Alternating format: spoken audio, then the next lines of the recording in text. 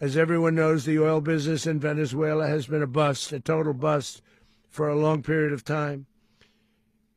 They were pumping almost nothing by comparison to what they could have been pumping and what could have taken place.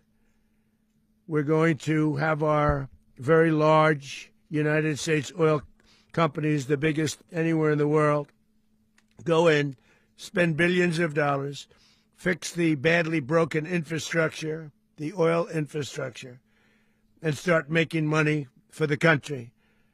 And we are ready to stage a second and much larger attack if we need to do so. So we were prepared to do a second wave if we needed to do so. We actually assumed that a second wave would be necessary, but now it's probably not.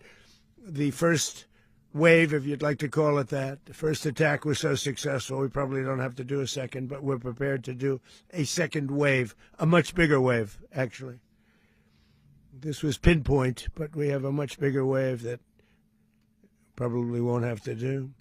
This partnership of Venezuela with the United States of America, a country that everybody wants to be involved with because of what we were able to do and accomplish, will make the people of Venezuela rich, independent, and safe. And it will also make the many, many people from Venezuela that are living in the United States extremely happy. They suffered. They suffered. So much was taken from them.